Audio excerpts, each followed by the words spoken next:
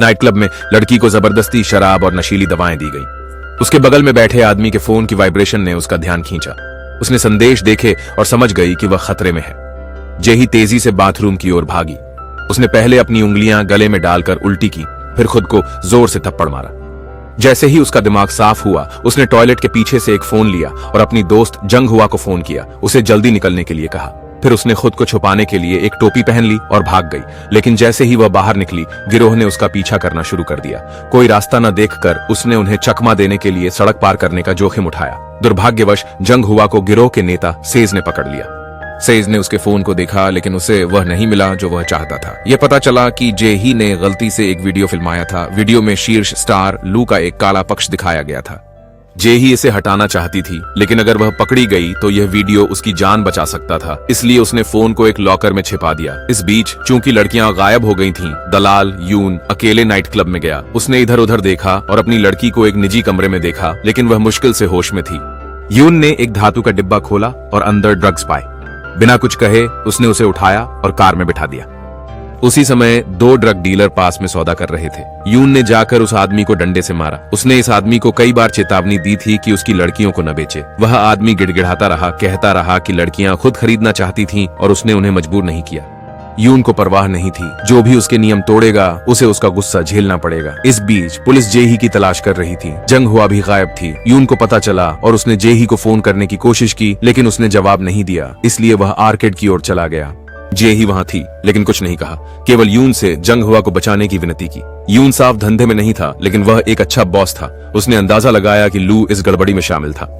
जाने से पहले उसने जेही को यहां छिपने का आदेश दिया। दूसरी ओर गंगनम में महिलाओं के गायब होने की श्रृंखला के कारण निदेशक जनरल ग्रामीण क्षेत्र में जासूस कांग को खोजने गए। वह एक पुराने जासूस थे जो गंगनम मेजर क्राइम्स यूनिट में 20 से अधिक वर्षों से सेवा कर रहे थे। 3 साल पहले जासूस कांग ने एक नाइट क्लब पर छापा मारा था। जब वह ड्रग्स की तलाश कर रहे थे, उनके सहयोगी जू ने उन्हें रोकने की कोशिश की, लेकिन यह काम नहीं आया। क्लब के अंदर गहराई में जासूस कांग को एक ड्रग लैब मिली।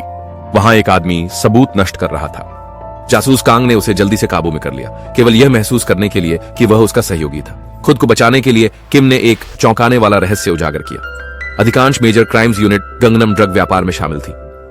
जिसे डिटेक्टिव कांग ने एक साधारण मिशन समझा था, वह उनके अधिकांश सहयोगियों के जेल जाने के साथ समाप्त हुआ। इसके लिए उनकी प्रशंसा की गई, लेकिन उनके सहयोगियों ने सोचा कि उन्होंने सिर्फ शोहरत और दौलत के लिए अपने दोस्तों के साथ विश्वासघात किया। डिटेक्टिव कांग को एहसास हुआ कि उनका स्वागत नहीं है, इसलिए उन्होंने एक शांत जीवन के लिए गांव में स्थानांतरण के लिए आवेदन किया। उन्हें इस मामले में पहले कोई दिलचस्पी नहीं थी, लेकिन फिर उन्होंने खबरों में देखा कि इसमें उनकी बेटी की करीबी दोस्त जे ही शामिल है।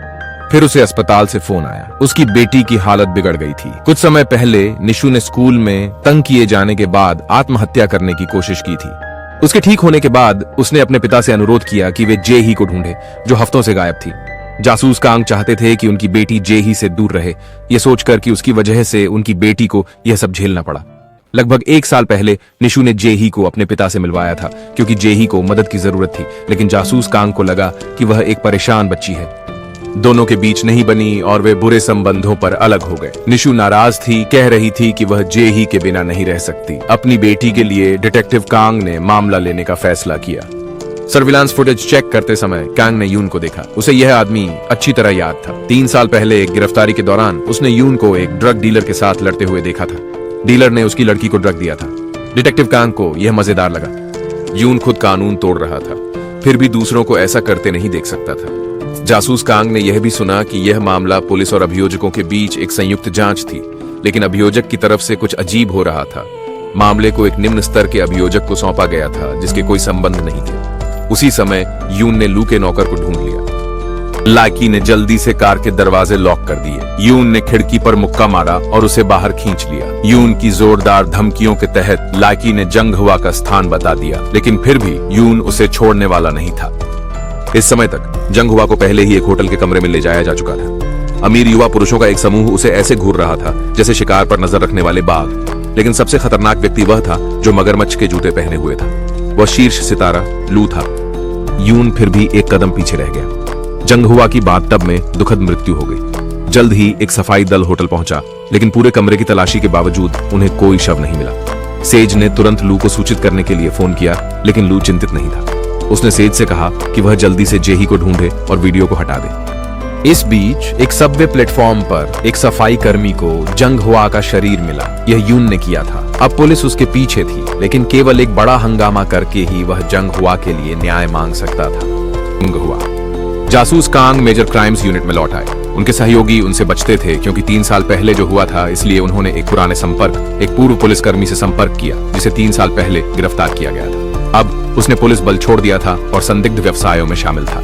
किम की मदद से जासूस कांग को पता चला कि यून गंगनम का शीर्ष दलाल था। उसके पास 2 स्टार लड़कियां थीं।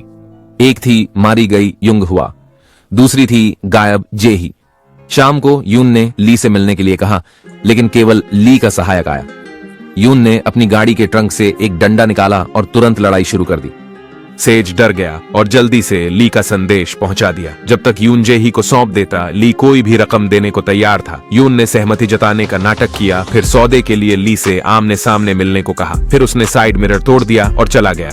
सेज वापस रिपोर्ट करने गया। यह एक असफल बातचीत लग रही थी, लेकिन वास्तव में यही ली चाहता था। इस बीच कमरे में बंद जेही ने युंग हुआ की मौत की खबर देखी। उसे वहां रहना बहुत असुरक्षित लगा और उसने बाहर निकलने का रास्ता खोजने की कोशिश की। जब तक यून वापस आया, वह पहले ही जा चुकी थी। मामले की जांच का प्रभारी अभियोजक मिन था। उसने स्थिति की रिपोर्ट मुख्य अभियोजक को दी। यून के अलावा जो निगरानी में दिखाई दिया, कुछ अन्य संदिग्ध भी थे, लेकिन मुख्य अभियोजक ने उसे केवल यौन पर ध्यान केंद्रित करने और मेजर क्राइम्स यूनिट के साथ मिलकर उसे जल्दी गिरफ्तार करने के लिए कहा, क्योंकि वह ली का भी सहयोगी था। मेजर क्राइम्स यूनिट का प्रमुख कैप्टन जू था। 3 साल पहले उसे जासूस कांग के कारण अनुशासित किया गया था। बाद में वह बल में वापस आ गया और उसे पदोन्नति भी मिली। अभियोजक मिन उसके साथ मामले पर चर्चा करना चाहती थी, लेकिन ऐसा लग रहा था कि सब कुछ पहले से ही योजना के अनुसार था और उसे केवल अपनी भूमिका निभानी थी। ये उसके अभियोजक बनने के मूल कारण के खिलाफ था, इसलिए मुख्य अभियोजक ने उसे व्यक्तिगत रूप से एक सबक दिया। इस क्षेत्र में सफल होने के लिए उसे संबंध और समर्थन की आवश्यकता थी। उसके बिना वह कुछ हासिल नहीं कर पाती। अब उसके सामने एक अवसर था और उसे पकड़ना या नहीं, यह उस पर निर्भर था। अभियोजक मिन ने कहा कि उसके पास कोई समर्थन नहीं था, इसलिए वह कुछ गंदे काम करने को तैयार थी, लेकिन उसकी एक शर्त थी, उसे इस्तेमाल करने के बाद फेंका न जाए, अन्यथा वह सब कुछ सार्वजनिक कर देती। दुख की बात है कि उसकी धमकी का मुख्य अभियोजक पर कोई असर नहीं पड़ा, क्योंकि उसके पास कोई सौदेबाजी की ताकत नहीं थी। उसी समय ली को उसके बॉस ने डांटा। उसके कारण पूरा जंगनान क्षेत्र अराजकता में था। पिटाई के बाद ली ने अपने अधीनस्थ को यौन के साथ उस रात बैठक की व्यवस्था करने के लिए बुलाया, लेकिन जब शाम आई तो वह बार में पार्टी करने चला गया। थोड़ी देर बाद कैप्टन जू अंदर आए। ली ने कहा कि उसने उसी रात यून को मारने की योजना बनाई है और उसके पास उसे देने के लिए एक महंगी घड़ी भी है। यह देखकर कैप्टन जू ने उसे याद दिलाया कि सब कुछ एक बार में ही खत्म कर दे। दूसरी ओर डिटेक्टिव कांग ने यून की तलाश के लिए लोगों को तैयार किया। उसे पता चला कि ली के आदमी यून के पीछे जाने के लिए गुंडों को काम पर रख रहे थे। उसने उनके साथ जुड़ने का बहाना बनाया, पता लिया और वहां इंतजार करने चला गया। पास में ही आदमियों से भरी एक कार थी। अपने अनुभव से उसने अंदाजा लगाया कि वे गुंडे थे। उसने तुरंत उनका पीछा किया। इस बीच यून बैठक स्थल पर पहुंचा, लेकिन पिछली बार की तरह वहां केवल सेज था। सेज ने उसे जेही और वह वीडियो सौंपने के लिए कहा जो उसके पास थी। यून की प्रतिक्रिया से ऐसा लगा कि उसे वीडियो के बारे में पता नहीं था। सेज ने जल्दी से ली को रिपोर्ट किया। इससे यून को समझ में आया कि युंग हुआ की मौत क्यों हुई थी। वह सेज को फिर से सबक सिखाने ही वाला था कि एक कार ने उसका रास्ता रोक दिया। उसे जल्दी ही समझ में आ गया कि वह जाल में फंस गया है, लेकिन अब उसके पास लड़ने के अलावा कोई विकल्प नहीं था।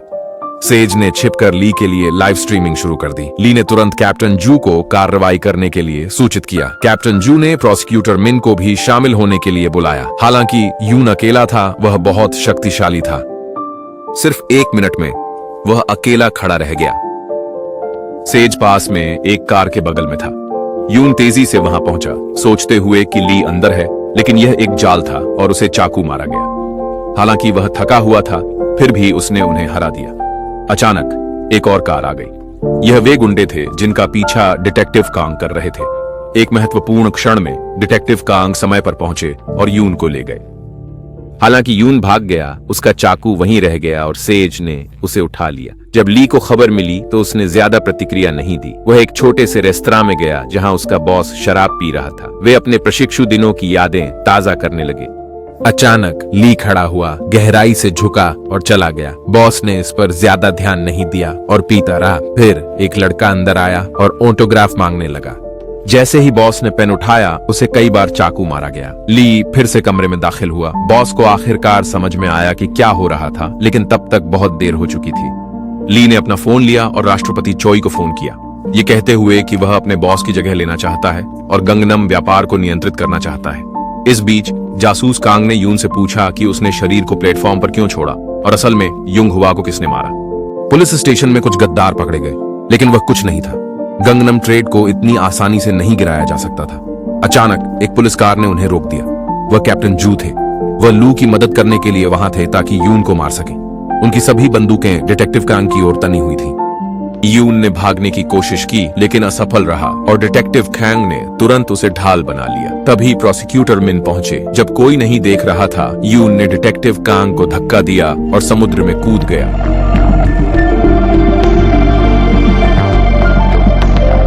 जासूस कांग ने उससे पूछा कि उसने यून को क्यों फंसाया।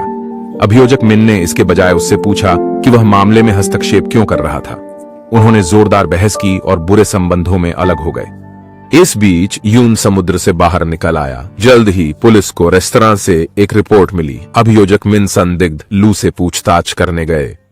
लू ने शांति से कहा कि उसके बॉस ने उसे ड्रिंक्स के लिए बुलाया था और थोड़ी बातचीत के बाद वह चला गया। उसने यून पर उंगली उठाई, यहां तक कि यून के गुप्त सोशल मीडिया अकाउंट का खुलासा किया। जानकारी खोजते समय अभियोजक मिन को पता चला कि लू पर पहले महिला डांसर के साथ यौन उत्पीड़न का आरोप लगाया गया था, लेकिन अंततः उसे निर्दोष घोषित कर दिया गया। जैसे ही उसने लू पर शक करना शुरू किया, उसकी सहायक ने उसे बताया कि रेस्तरां में छोड़ा गया हथियार यून का था। उसकी प्रवृत्ति ने उसे बताया कि यून को फंसाया जा रहा था। वह सुराग खोजने के लिए प्लेटफॉर्म पर गई। वहां उसने देखा कि एक लड़की बेंच पर बैठी है जो ध्यान से लू के विज्ञापन को देख रही है।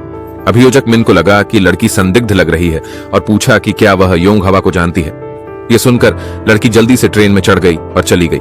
अभियोजक मिन निराश होकर वापस मुड़ी, लेकिन कुछ स्मृति चिन्ह पीछे छोड़े हुए पाए।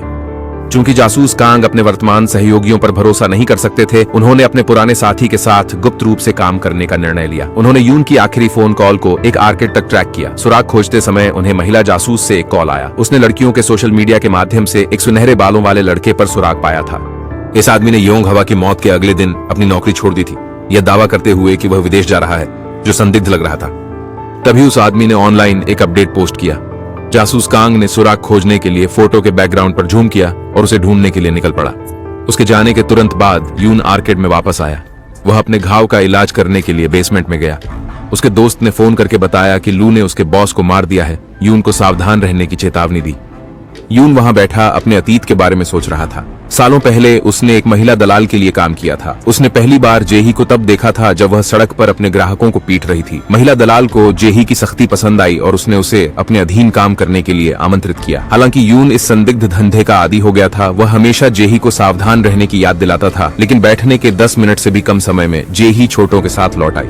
उसने एक ग्राहक से लड़ाई की थी क्योंकि उसने टिप देने से मना कर दिया था। यून ने उससे पूछा कि वह पैसे के लिए इतनी मेहनत क्यों करती है। जेही ने कहा कि केवल कड़ी मेहनत करके ही वह इस जीवन से बाहर निकल सकती है और फिर स्वतंत्र रूप से जी सकती है। उसने फिर यून से कहा कि वह उसके घावों को टैटू से ढकने में मदद करे। यून ने महसूस किया कि जेही अन्य लड़कियों से अलग थी। फिर भी जब वे अपने सपनों की ओर बढ़ रहे थे, गंगनम को नियंत्रित करने वाली महिला दलाल को घर पर मृत पाया गया। उनके पास जाने के लिए कोई जगह नहीं थी। यून ने जेही से आग्रह किया कि वह कोई और नौकरी ढूंढे और सामान्य जीवन जिए, लेकिन जेही जानती थी कि एक बार इस काम में आने के बाद वह वापस आ जाएगी। उसने उम्मीद की कि यून उसे और अन्य लड़कियों को बचा सके। यही कारण था कि यून योंग हुआ का बदला लेने के लिए दृढ़ था। इस बीच जासूस कांग और किम इंटरनेट कैफे के बाहर 2 दिन तक इंतजार करते रहे, जब तक कि उन्होंने आखिरकार सुनहरे बालों वाले लड़के को नहीं देखा। उन्होंने कार से उसका पीछा किया और एक परिचित नाइट क्लब पहुंचे।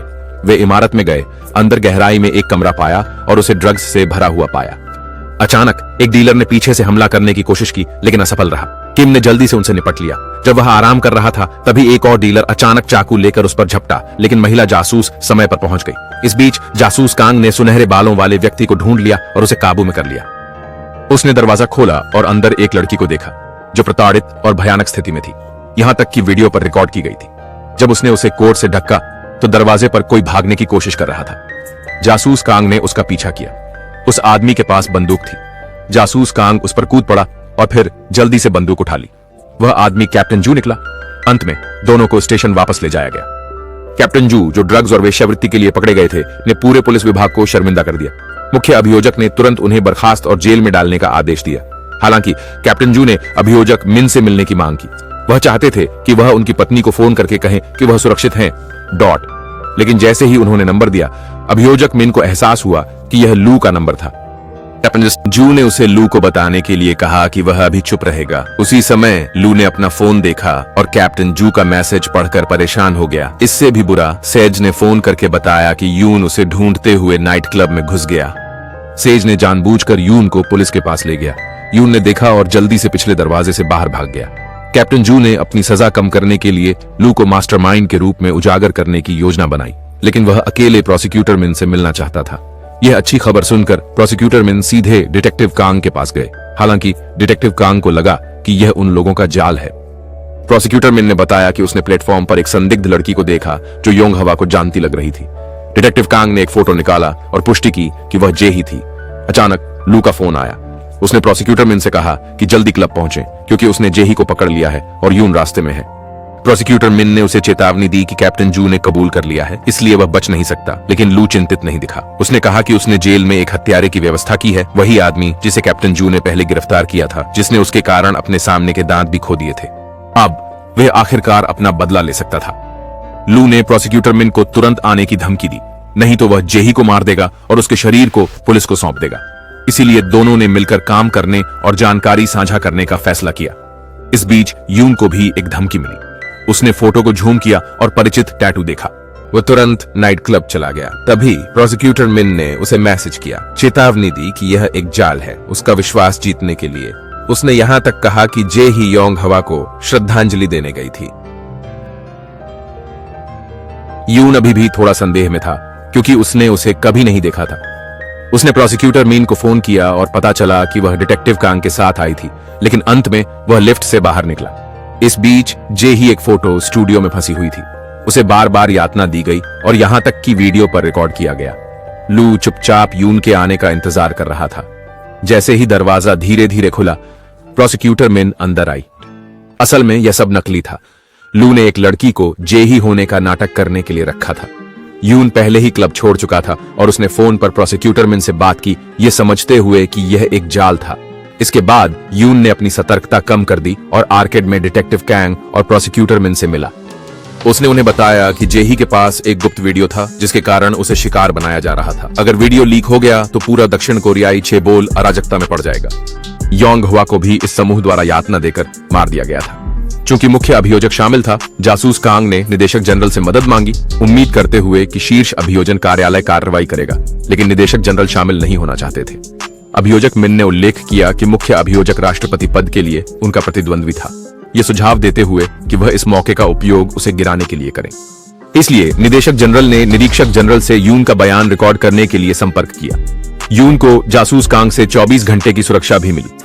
उनकी बातचीत के दौरान जासूस कांग को पता चला कि यून उनकी बेटी को जानता था। उन्होंने यून से पूछा कि क्या निसू का टैटू उनकी धमकियों के कारण था, लेकिन यून ने उन्हें अपनी बेटी की परवाह न करने के लिए डांटा।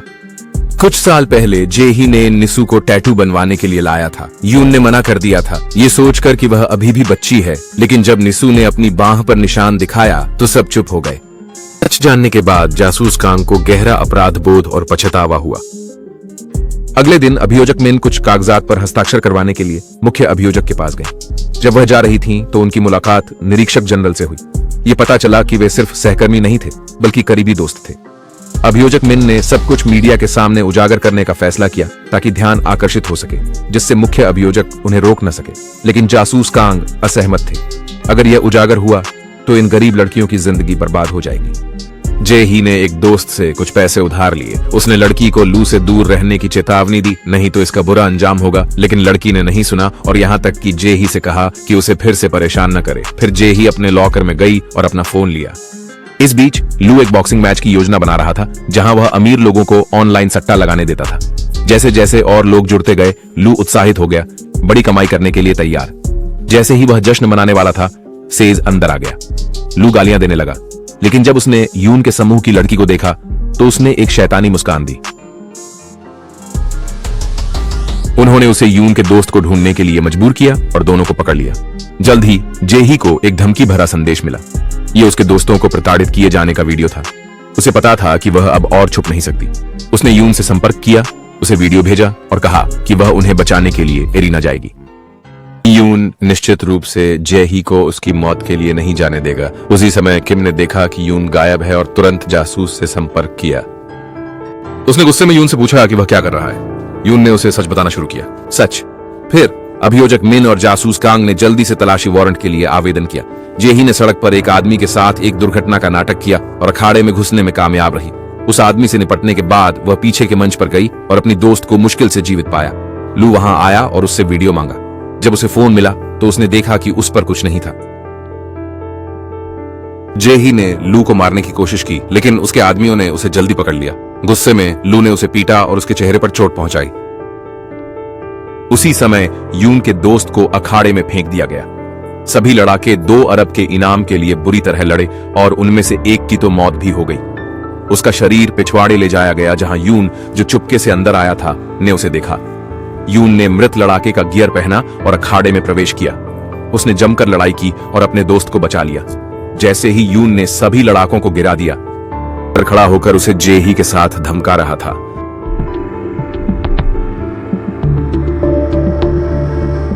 फिर और लड़ाके अखाड़े में प्रवेश कर गए। लू ने उन्हें यून को मारने और इनाम को 3 अरब तक बढ़ाने के लिए कहा। जब यून लगभग अपनी सीमा पर था, अभियोजक मिन और जासूस कांग तलाशी वारंट के साथ पहुंचे। लू ने लड़ाई रोकने से इनकार कर दिया, कहते हुए कि आज रात की शर्तें 20 अरब तक पहुंच गई थीं, लेकिन अमीर जुआरी सभी खेल छोड़कर चले गए। दर्शक भी चले गए। इसके अलावा लड़ाई का सीधा प्रसारण हो रहा था। यह जेही का लू के लिए उपहार था। वह चाहती थी कि उसके सभी प्रशंसक एक शीर्ष सितारे का असली चेहरा देखें। कोई और विकल्प न होने पर वे जल्दी में भाग गए। अचानक एक ईंट बाहर आई, जिससे कार का नियंत्रण खो गया और वह रुक गई। लू ने अपना गुस्सा सेज पर निकाला। जब लू बाहर निकला तो सेज, जो लंबे समय से नाराज था, ने कार के दरवाजे लॉक कर दिए। यून को आते देख सेज ने एक्सीलेटर दबाया और चला गया।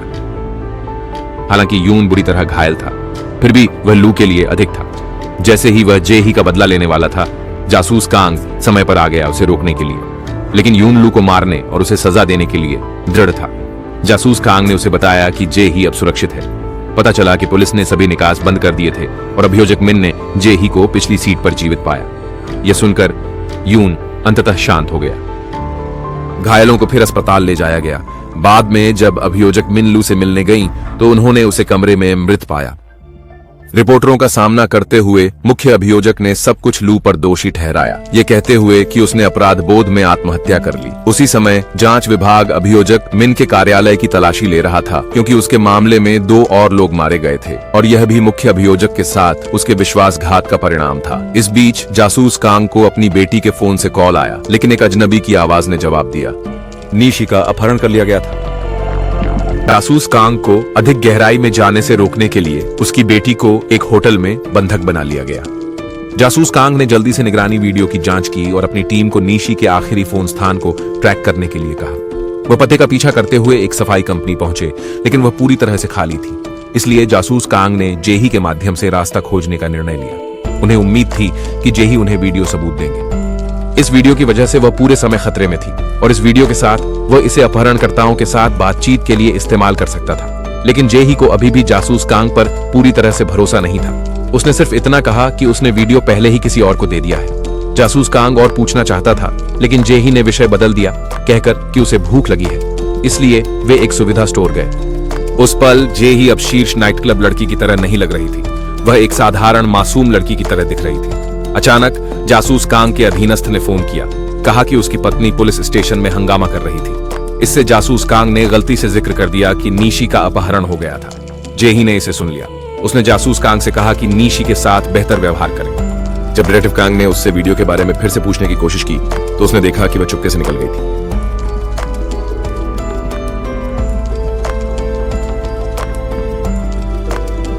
क्योंकि बारिश हो रही थी, निगरानी फुटेज धुंधली थी। अब उसकी बेटी गायब थी और गवाह लापता था। जासूस कांग मुश्किल में था, लेकिन अगली सुबह जल्दी नीशी को अप्रत्याशित रूप से एक पार्क की बेंच पर पाया गया। ये पता चला कि जे ही नाइट क्लब वापस गई और महत्वपूर्ण वीडियो मैनेजर को दे दिया। इसके बदले में नीशी सुरक्षित घर लौट आई। हालांकि जे ही को फिर से नाइट क्लब की लड़की बनना पड़ा। एक करीबी दोस्त जो महिला दलाल थी ने गुप्त रूप से उसे कार की चाबियां दी और पीछे के दरवाजे से भागने को कहा। उसने जे ही से कहा कि वह यून के साथ चली जाए और कभी वापस न आए। गंगनम लौटने के लिए जे ही ने इस दयालु प्रस्ताव को ठुकरा दिया। अगर वह चली जाती तो महिला दलाल खतरे में पड़ जाती। इसके अलावा वह पहले भी कई बार भाग चुकी थी। इस बार उसने अपने भाग्य का सामना करने का निर्णय लिया। नए सर्वर के लॉन्च का जश्न मनाने के लिए के ने जेही के लिए एक विशेष लाइव स्ट्रीम की योजना बनाई। जासूस कांग ने देखा कि लाइव स्ट्रीम का पृष्ठभूमि सफाई कंपनी के सामने वाली इमारत थी। वह तुरंत वहां पहुंचा। दूसरी ओर यून की चोटें अब गंभीर नहीं थीं। जिस दिन उन्होंने जेही को बचाया, जासूस कांग ने उसे जाने की सलाह दी थी। अगर वह गंगनम में रहता तो पुलिस और अभियोजक उसे पकड़ने के लिए कुछ भी कर सकते थे। जासूस कांग ने जेही की रक्षा के लिए सब कुछ करने का वादा किया। उसके दोस्त ने भी उसे बताया कि केवल छोड़कर ही जेही को फिर से शुरू करने का मौका मिल सकता है। इसलिए उस रात यून ने एक नाव लेने और देश छोड़ने की योजना बनाई। लेकिन जाने से पहले वह जासूस कांग से संपर्क नहीं कर सका। उसे बहुत बेचैनी महसूस हुई। अचानक उसे जेही से एक अलविदा संदेश मिला। उसे एहसास हुआ कि उसके साथ कुछ हुआ होगा, इसलिए उसने जाने का मौका छोड़ दिया। रात में जेही ने एक सेक्सी पोशाक पहनी और कैमरे के सामने आ गई। लाइव स्ट्रीम में उत्साह की लहर दौड़ गई। जेही ने दर्शकों की हर मांग पूरी करने की पूरी कोशिश की। उपहार लगातार आते रहे और जमा होते गए। उसी समय जासूस कांग ने इमारत को ढूंढ लिया और जो उसने देखा उससे चौंक गया। अचानक एक गुंडे ने उस पर हमला करने की कोशिश की, लेकिन जल्दी ही हार गया। मॉनिटर्स के माध्यम से जासूस कांग ने जेही को देखा, तभी के कमरे में आया, कुछ ही चालों में जासूस कांग को हरा दिया और उसे एक बेहोशी की दवा का इंजेक्शन दिया। बेहोश होने से पहले जासूस कांग ने आखिरकार राष्ट्रपति चोई का असली चेहरा देखा, जो सब कुछ के पीछे का मास्टरमाइंड था। इस बीच जेही ने एक खिड़की तोड़ी और किनारे पर खड़ी हो गई। दर्शकों ने सोचा कि यह शो का हिस्सा है और उसे प्रोत्साहित करते रहे, लेकिन वास्तव में जेही अपनी छोटी सी ताकत से अपनी अनुचित किस्मत के खिलाफ लड़ने की कोशिश कर रही थी। वह अपनी खुद की समाप्ति चुनना चाहती थी। जब यून पहुंचा, उसने जेही के शरीर को देखा। उसी क्षण वह पूरी तरह से टूट गया। तभी राष्ट्रपति चोई की कार उसके पास से गुजरी। गुस्से से भरा यून पागलों की तरह उसके पीछे दौड़ा, लेकिन एक तेज रफ्तार कार से टकरा गया। नैशू को भी जेही की मौत से पहले उसका एक वॉइस मैसेज मिला। उसमें जेही ने उनकी खूबसूरत दोस्ती के बारे में बात की। नेशू ने एक बार महिला दलाल से कहा था कि जेही ने उसकी जान बचाई थी, इसलिए वह जेही की मदद के लिए सब कुछ करना चाहती थी। लेकिन वास्तव में जेही के लिए नेशू ने उसकी जान बचाई थी। स्कूल में नेशू को अक्सर तंग किया जाता था और वह वापस लड़ने की हिम्मत नहीं करती थी। एक दिन जेही ने उसे गलती से बचा लिया। उसने नेशू से यह भी कहा कि वह मजबूत बने। इसी कारण जब नेशू को फिर से तंग किया गया तो उसने वापस लड़ने का साहस पाया। उस दिन जेही छत पर थी, अपनी जीवन समाप्त करने के लिए तैयार थी, लेकिन एक बार कमजोर लड़की को मजबूत होते देख उसे फिर से जीने का कारण मिला। ये सब सुनकर नेशू टूट गई और रोने लगी। अगले दिन जासूस कांग ने जेही की राख को उसके संरक्षक के रूप में लिया, लेकिन नेशू ने जेही की मौत के लिए अपने पिता को दोषी ठहराया। उसी समय यून ने जेही की चीजें जला दी। जेही की अंतिम विदाई सुनने के बाद उसने उस महिला के लिए बदला लेने का फैसला किया जिसे वह प्यार करता था। दूसरी ओर अभियोजक मिन गंगनम व्यापार मामलों की फाइलों को छांट रही थी। उसने एक टेक कंपनी पर ध्यान दिया जो बार बार सामने आ रही थी। कंपनी का मालिक राष्ट्रपति चोई था। उसने फिर लू के फोन की जांच की और राष्ट्रपति चोई की संपर्क जानकारी पाई। उसे शक था कि चोई गंगनम व्यापार के पीछे का मास्टरमाइंड हो सकता है, इसलिए उसने उसे मिलने के लिए संदेश भेजा। राष्ट्रपति चोई ने जल्दी से जवाब दिया और सहमति जताई। जब वे मिले तो अभियोजक मिन ने अपने पास मौजूद सुराग साझा किए, लेकिन राष्ट्रपति चोई बिल्कुल भी नहीं डरे, क्योंकि वह पहले से ही इसके लिए तैयार थे। इसके बजाय उन्होंने अभियोजक मिन की क्षमताओं की प्रशंसा की और कहा कि वह चाहते हैं कि वह उनके साथ काम करे। कुछ सोचने के बाद अभियोजक मिन ने इसे मान लिया।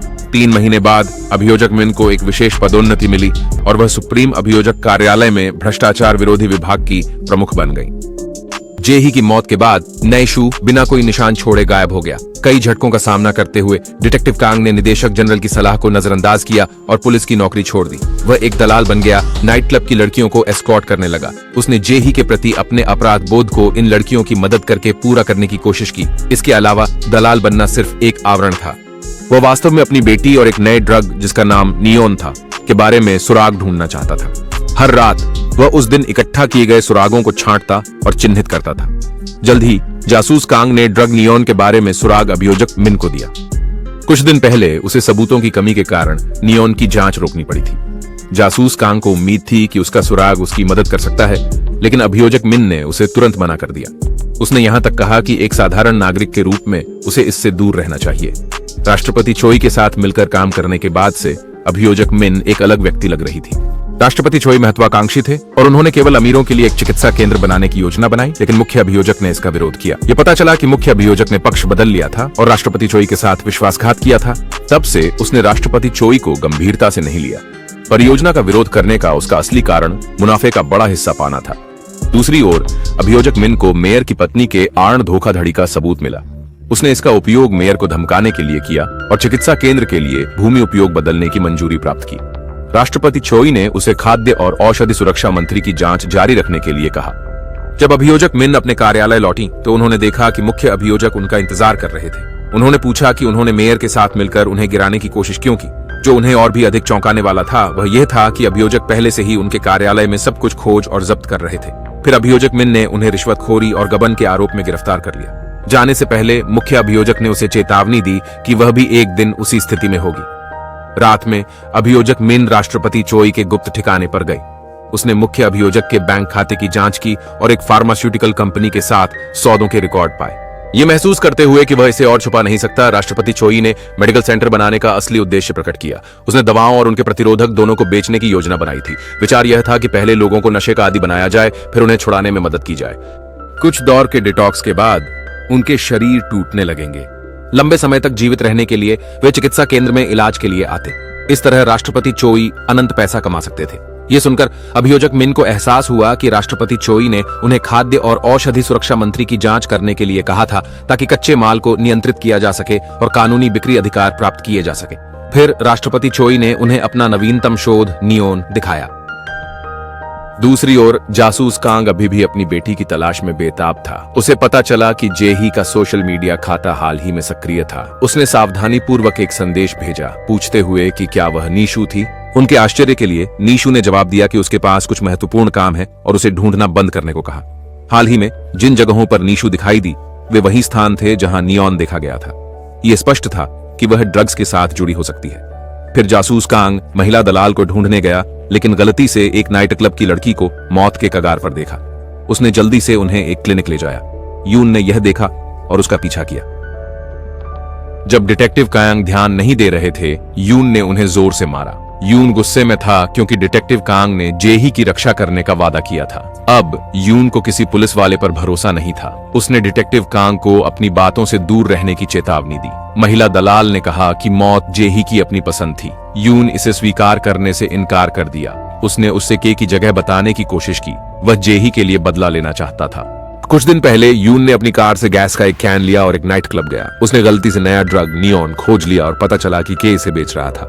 जाने से पहले उसने जितना भी नियोन देखा उसे जला दिया। जासूस कांग को अंदर से एक सूचना मिली। नियोन के आधिकारिक लॉन्च का जश्न मनाने के लिए एक पार्टी होने वाली थी। यून को भी महिला दलाल से पार्टी के बारे में एक संदेश मिला। जासूस कांग पार्टी में गए और देखा कि यह एक शिक्षा केंद्र में थी, लेकिन अंदर यह एक नाइट क्लब जैसा लग रहा था। लोग पागलों की तरह पार्टी कर रहे थे। जासूस कांग ने भीड़ में अपनी बेटी को खोजने की कोशिश की, लेकिन एक आदमी के साथ लड़ाई में उलझ गए। के ने महिला दलाल को आदेश दिया कि वह सभी लड़कियों को ले जाए, जिसमें नीशू भी शामिल थी, जो लंबे समय से गायब थी। उसी समय जासूस कांग ने नीशू को देखा, जो अब एक नाइट क्लब की लड़की बन चुकी थी। कांग कितना भी चिल्लाया और विनती की, नीशू ने वापस मुड़ने से इनकार कर दिया। जासूस कांग उसके पीछे पागलों की तरह दौड़ा, लेकिन के की कार से टकरा गया। फिर गुंडों ने उसे पीटा और ट्रंक में फेंक दिया। जैसे ही वे गाड़ी चलाने वाले थे, एक और कार ने उन्हें टक्कर मार दी। ड्राइवर यून था, जिसने बदला लेने की कसम खाई थी। यून ने डिटेक्टिव कांग को बचा लिया, लेकिन के उन्हें दोनों को मारना चाहता था। सौभाग्य से पास में पुलिस के सायरन की आवाज आई और गुंडे घबराकर भाग गए। यून ने डिटेक्टिव कांग को एक सुरक्षित जगह पर ले गया। डिटेक्टिव कांग ने उसे बताया कि नीशू एक नाइट क्लब लड़की बन गई थी। यून को कोई परवाह नहीं थी और उसने उसका मजाक उड़ाया, कहा कि उसे किसी प्रियजन को खोने का दर्द महसूस करना चाहिए। डिटेक्टिव कांग महिला दलाल के घर गया, लेकिन वहां केवल एक लड़की मिली। उसने दलाल की संपर्क जानकारी मांगी और उससे अपनी बेटी को छोड़ने की विनती की। दलाल ने मदद करने से इनकार कर दिया क्योंकि उसने देखा था कि नीशू ने अपने पिता के साथ जाने से मना कर दिया था। फिर जासूस कांग को उस लड़की से के गुप्त अड्डे के बारे में पता चला, जो अभी भी उसी नाइट क्लब में था। वह तुरंत वहां पहुंचा। खोजते समय उसने पाया कि यून भी वहां था। यून भी जेही का बदला लेने के लिए गुंडों की तलाश कर रहा था। शांत होने के बाद यून ने खुलासा किया कि राष्ट्रपति चोई ही सब कुछ के पीछे मास्टरमाइंड थे। अचानक सेज ने अंदर आकर यून पर हमला करने की कोशिश की, लेकिन असफल रहा। यून सेज को मारने ही वाला था कि सेज ने एक स्विच दबाया, जिससे एक कांच का कमरा खुल गया। डिटेक्टिव कॉन्ग और डबो यून हैरान रह गई। अंदर शराब की बोतलें, पेय और ड्रग्स थे। इस बीच दलाल ने नीशू से घर जाने का आग्रह किया क्योंकि उसे नीशू के लिए बुरा लग रहा था। नीशू ने मना कर दिया और उसे एक वीडियो दिखाया। जेही की मौत से पहले उसने यह महत्वपूर्ण वीडियो नीशू को भेजा था, ये कहते हुए कि इसे उसके पुलिस अधिकारी पिता को देना है ताकि कोरिया में एक बड़े घोटाले का पर्दाफाश हो सके। उस रात राष्ट्रपति चोई एक महत्वपूर्ण पार्टी की मेजबानी कर रहे थे, जिसमें कुछ लड़कियां उनकी संगत के लिए उपस्थित थीं। नीशू ने स्वयं जाने का प्रस्ताव दिया, योजना बनाकर कि वह जेही का बदला लेगी। उसने पहले ही एक ई सिगरेट के अंदर एक हथियार छिपा दिया था। महिला दलाल को यकीन हो गया और उसने उसे सुरक्षित रहने की याद दिलाई। इस बीच केको सेज का फोन आया, जिसने कहा कि यून और डिटेक्टिव कांग नाइट क्लब में नियोन को लेने आए थे। बेशक सेज उनके धमकियों के तहत झूठ बोल रहा था ताकि के को जाल में फंसाया जा सके, लेकिन जल्द ही दोनों ने पाया कि नाइट क्लब में छुपे हुए कैमरे थे और के उनकी हर हरकत देख रहा था। उसी समय महिला दलाल ने डिटेक्टिव कांग को फोन किया और उनसे नाइट क्लब में सभी लड़कियों को बचाने के लिए कहा। वह नहीं चाहती थी कि मासूम लड़कियां और अधिक पीड़ित हों। जासूस कांग ने तुरंत वहां जाने का फैसला किया, लेकिन यून ने गुंडों से निपटने के लिए रुकने पर जोर दिया। डिटेक्टिव कांग केवल अपनी सुरक्षा के लिए प्रार्थना कर सकते थे। यून हाथ में लाइटर लिए चुपचाप इंतजार कर रहा था। गुंडे अंदर घुसे, लेकिन उनके पास आग बुझाने वाले यंत्र थे। यून गंभीर खतरे में था। दूसरी ओर महिला दलाल ने एक गार्ड को बोतल से बेहोश कर दिया। उसने फिर लड़कियों से कहा कि उन्हें आज रात पार्टी में नहीं जाना पड़ेगा, लेकिन के अचानक प्रकट हो गया। उसने जासूस कांग की बेटी को पहचान लिया और निर्दयता से महिला दलाल को मार डाला। गुंडों ने सभी लड़कियों को ले लिया। जब तक जासूस कांग पहुंचा, तब तक बहुत देर हो चुकी थी। अच्छी खबर सिर्फ यह थी कि महिला दलाल अभी भी मुश्किल से जीवित थी। उसने उसे एक गुड़िया दी। ये वही जन्मदिन का उपहार था जो जासूस कांग ने अपनी बेटी को दिया था। गुड़िया के छोटे बैग के अंदर एक मेमोरी कार्ड था, जिसमें एक महत्वपूर्ण वीडियो था। कुछ घंटे पहले नीशू ने चिंतित होकर महिला दलाल से कहा था कि वह कार्ड उसके पिता को दे दे। वीडियो देखने के बाद जासूस कांग को आखिरकार गंगनम के पीछे का अंधकार समझ में आया। यह पता चला कि नाइट क्लब के मालिक और मुख्य अभियोजक लड़कियों का उपयोग ड्रग परीक्षण के लिए कर रहे थे। एक एंटीडोट का परीक्षण करने के लिए पुरुषों ने मौके पर ही एक लड़की को ड्रग्स इंजेक्ट किया। जेही ने इस चौंकाने वाले दृश्य को गुप्त रूप से रिकॉर्ड किया। जासूस कांग ने तुरंत वीडियो को अपने अधीनस्थ को भेजा ताकि वह इसे लैब में विश्लेषण कर सके। महिला जासूस ने ड्रग परीक्षणों के बारे में सुनकर अभियोजक मिन के बारे में सोचा। वह डिटेक्टिव कांग के आदेश पर प्रोसिक्यूटर मिन का पीछा कर रही थी और उसे एक फार्मास्यूटिकल कंपनी जाते हुए देखा। सुरागों का पीछा करते हुए डिटेक्टिव कांग उस जगह गया जहां प्रोसिक्यूटर मिन अक्सर जाती थी। वहां उसने उसके दोस्त से मुलाकात की। महिला ने उसे सच्चाई बताई। प्रोसिक्यूटर मिन सबूत इकट्ठा करने के लिए राष्ट्रपति चोई के साथ काम कर रही थी। उनका विश्वास जीतकर प्रोसिक्यूटर मिन ने उनके ऑपरेशन में घुसपैठ की और महत्वपूर्ण जानकारी प्राप्त की। राष्ट्रपति चोई, प्रोसिक्यूटर, मेयर और फार्मास्यूटिकल कंपनी एक योजना चला रहे थे। वे लोगों को जहर देकर फिर मुनाफे के लिए एंटीडोट बेचने का चक्र बना रहे थे। जासूस कांग ने सच्चाई का पता लगाया और अभियोजक मिन को फोन करके बताया कि उसकी बेटी पार्टी में जा रही है। उसने राष्ट्रपति चोई के अपराधों का वीडियो उसके साथ साझा करने का वादा किया। बदले में उसने अभियोजक मिन से पार्टी में जाने और समय बिताने में मदद करने के लिए कहा। उसने सहमति दी और तुरंत पार्टी में चली गई। पार्टी में राष्ट्रपति चोई के अलावा मेयर और अन्य उच्च पदस्थ अधिकारी मौजूद थे। अप्रत्याशित रूप से मुख्य अभियोजक, जिसे उसने पहले गिरफ्तार किया था, भी वहां था। यह पता चला कि वह और राष्ट्रपति चोई वास्तव में एक दूसरे के खिलाफ नहीं थे। वे अभियोजक मिन की परीक्षा लेने के लिए अभिनय कर रहे थे। कोई और विकल्प न होने पर अभियोजक मिन ने नाटक जारी रखा और परियोजना के लिए अनुबंध पत्र सौंप दिए। फिर राष्ट्रपति चोई ने एक कांच की खिड़की खोली जिसमें लड़कियां दिखाई दी जिन्हें क्लिनिकल परीक्षणों के लिए इस्तेमाल किया जाना था। नीशू उनमें से एक थी। राष्ट्रपति चोई ने डॉक्टरों को बुलाया ताकि वे लड़कियों को दवाएं और प्रतिरोधक इंजेक्शन दे सके। लड़कियों को गंभीर प्रतिक्रियाएं हुई और एक ने तो खून की उल्टी की और मर गई। हालांकि राष्ट्रपति चोई ने कोई भाव नहीं दिखाया और प्रयोग जारी रखने का आदेश दिया। जैसे ही निशु की बारी आई, प्रोसिक्यूटर मिन ने हस्तक्षेप किया और अधिकारियों से पहले अनुबंधों पर हस्ताक्षर करने के लिए कहा। इससे प्रयोगों को कुछ समय के लिए रोक दिया गया। अनुबंध देखने के बाद मुख्य प्रोसिक्यूटर नाराज हो गया। उसे लगा कि राष्ट्रपति चोई अधिकांश पैसे ले रहे थे और उसके और दूसरों के लिए केवल एक छोटा हिस्सा छोड़ रहे थे। इस बीच यून, जो कार की डिक्की में बंद था, गायब हो गया। वह पहले ही भाग निकला था और गुंडों पर हमला करने का मौका तलाश रहा था। इस बीच जासूस कांग फार्मास्यूटिकल कंपनी पहुंचे, लेकिन उन्हें जल्दी ही गुंडों ने घेर लिया और पीटा। जैसे ही वह पराजित हो गए, यून पहुंचे और आग लगा दी, जिससे उन्हें भागने में मदद मिली। जासूस कांग अपनी बेटी की तलाश में अंदर दौड़े। के ने उन्हें रोकने के लिए और गुंडे भेजे। जासूस कांग ने वहां मौजूद सभी अधिकारियों को वीडियो भेजा। वीडियो देखने के बाद अधिकारी घबरा गए। मुख्य अभियोजक ने राष्ट्रपति चोई से पहले वीडियो नष्ट करने के लिए कहा, फिर अनुबंध के मुनाफे को निष्पक्ष रूप से साझा करने के लिए, और अंत में बैठक। खतरा महसूस करते हुए राष्ट्रपति चोई ने अपने आदमियों को उसे गोली मारने और मारने का आदेश दिया। बाकी लोग डर गए। उन्होंने अनुबंधों पर हस्ताक्षर किए और भाग गए। केवल अभियोजक मिन अकेले रह गए थे। उसी समय जासूस कांग और यून गुंडों से लड़ रहे थे। जैसे ही और गुंडे पास आए, यून ने रास्ता रोकने के लिए एक स्विच खींचा, यह तय करते हुए कि वह अकेले उनका सामना करेगा। उसने जासूस कांग से कहा कि वह उसकी बेटी की सुरक्षा सुनिश्चित करे। जब यून ने सभी गुंडों को हरा दिया, तो के उसकी ओर बढ़ा और उसका मजाक उड़ाया। गंभीर रूप से घायल यून के लिए के का मुकाबला करना मुश्किल था और वह अपनी सीमा तक पहुंच गया। लेकिन जेही का बदला लेने की प्रबल इच्छा के साथ उसने लड़ाई को पलट दिया और जीत हासिल की। इस बीच राष्ट्रपति चोई हार मानने को तैयार नहीं थे। उन्होंने निशु को, जो ड्रग प्रयोगों के लिए इस्तेमाल नहीं हुई थी, अपने साथ रहने के लिए बुलाया। निशु ने उनकी बात मानने का नाटक किया, लेकिन राष्ट्रपति चोई पहले से ही जान चुके थे कि वह कौन है। बदला लेने के लिए निशु ने हथियार निकाला और उन पर हमला किया, लेकिन उन्होंने आसानी से उसे रोक दिया। इसी समय जासूस कांग ने गुंडों से लड़ते हुए अपनी बेटी को आखिरकार ढूंढ लिया। राष्ट्रपति चोई ने निशु को नशेड़ी बनाने के लिए उसमें ड्रग्स इंजेक्ट करने की धमकी दी। जासूस कांग ने अपनी बेटी को बचाने के लिए अंदर जाने की कोशिश की, लेकिन राष्ट्रपति चोई के आदमियों ने उसे काबू कर लिया। निशु नहीं चाहती थी कि उसके पिता को चोट लगे, इसलिए उसने बार बार अपना सिर फर्श पर पटका। जासूस कांग अपनी बेटी को पीड़ित होते नहीं देख सका। उसने आदमी को गिरा दिया और बंदूक पकड़ ली। तब तक निशु मुश्किल से जीवित थी। अभियोजक मिन एंटीडोट लेकर आई, लेकिन उन्हें जासूस कांग ने रोक दिया। उसने कहा कि यह निशु को बचाने का एकमात्र तरीका था, लेकिन अंत में निशु फिर भी मर गई। दिल टूटे और गुस्से में जासूस कांग ने बदला लेने का फैसला किया। जब राष्ट्रपति चोई भागने की कोशिश कर रहे थे, जासूस कांग ने उनका रास्ता रोका और उनकी कार पर गोली चलाई। वह चोई को बाहर घसीट कर ले गया और उसे बुरी तरह पीटा। फिर उसने अपनी बंदूक उठाई, लेकिन राष्ट्रपति चोई नहीं डरे और कहा कि जासूस कांग गोली चलाने की हिम्मत नहीं करेगा। अचानक जासूस कांग ने अपनी बेटी की आवाज सुनी। पता चला कि निशु मरी नहीं थी।